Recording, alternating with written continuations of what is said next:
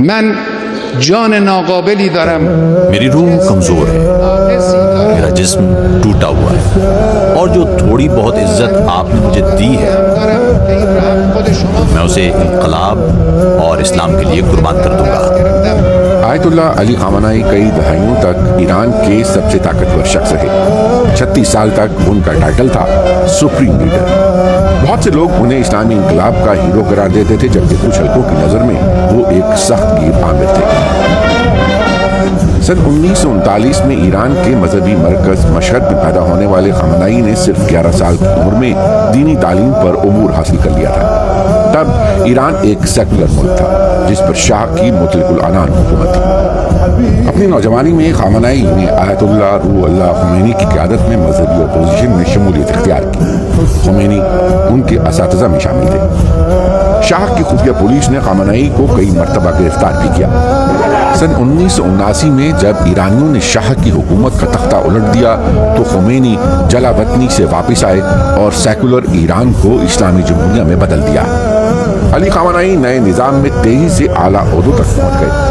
وہ 1981 تا 1989 دو مدتوں کے لیے صدر منتخب ہوئے اور ایران میں اسلامی انقلاب کے بعد مختصر وقت کے لیے نائب وزیر دفاع کے عہدے پر بھی براجمان ہوئے۔ سن 1989 میں جب خمینی کا انتقال ہوا تو خامنائی ان کے جانشین کے امیدواروں میں شامل ہو گئے۔ وہ خود اس بات کا اعتراف کرتے تھے کہ وہ اس منصب کے لیے مذہبی طور پر اہل نہیں۔ میں سپریم لیڈر بننے کے قابل نہیں ہوں، مجھے اس کا علم ہے اور آپ حضرات بھی جانتے ہیں۔ اگر کوئی اسلامی معاشرہ مجھے اپنا رہنما بنانے کا سوچ رہا ہے تو اسے خون کے آنسو رونا چاہیے۔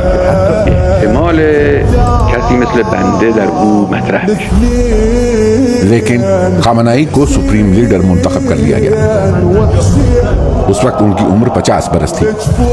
ایران میں سپریم لیڈر تمام تر اختیارات کا مالک ہوتا ہے۔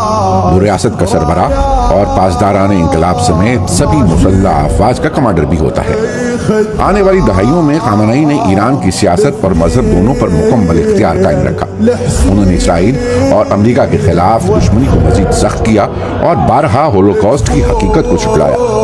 انہوں نے اسلامی جمہوریہ کے سخت مذہبی ڈھانچے کو مزید سخت کیا، روزمرہ زندگی پر ریاستی کنٹرول بڑھایا، آزادی اظہار کو محدود کیا اور ایک طاقتور نگرانی و سیکیورٹی والا نظام تعمیر کیا تاکہ اسلامی انقلاب کے نظریات کی وفاداری کو یقینی بنایا جا سکے۔ خامنائی نے ایرانی پاسداران انقلاب کو بھی ایک ایسی طاقت میں بدل دیا جو نہ صرف سماج بلکہ اختلاف رائے کو بھی دباتی رہی۔ سن 2009 میں جب گرین موومنٹ کے دوران متنازع صدارتی انتخابات کے خلاف احتجاج کرتے ہوئے لاکھوں افراد سڑکوں پر نکل آئے تو پاسداران انقلاب نے اس احتجاج کو طاقت کے بل پر کچل دیا۔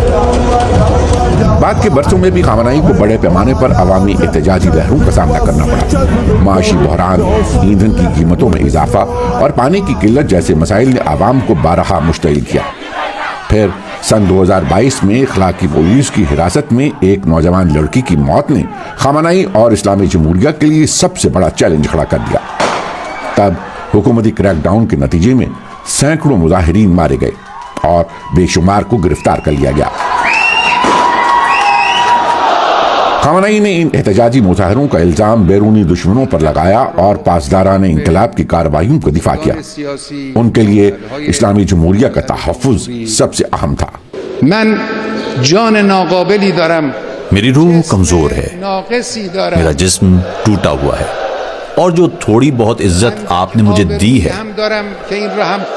میں اسے انقلاب اور اسلام کے لیے قربان کر دوں گا۔ در راہ این انقلاب و در راہ اسلام فدا خواهم کرد۔ لیکن جب سن 2025 میں اسرائیل اور امریکہ نے ایران کے جوہری پروگرام اور اعلیٰ فوجی کمانڈروں کو نشانہ بنایا تو خامنائی عوامی منظرنامے سے غائب ہو گئے۔ روپوش ہو جانے کے بعد ان کے ریکارڈ کیے گئے میسج ہی نشر کیے جاتے رہے، حتیٰ کہ اعلیٰ حکام کی بھی ان تک رسائی نہ تھی۔ 28 فروری سن 2026 کو 86 سالہ خامنائی امریکہ اور اسرائیل کی مشترکہ کارروائی کے نتیجے میں ہلاک ہو گئے۔ کچھ لوگ سمجھتے ہیں ستم کر کے جئیں گے، کچھ سوچ رہے ہیں کہ یہ اب ڈر کے جئیں گے۔ ہم اکبر و عباس کے حبدار ہیں شوکت، اپنا یہ عقیدہ ہے کہ ہم مر کے جئیں۔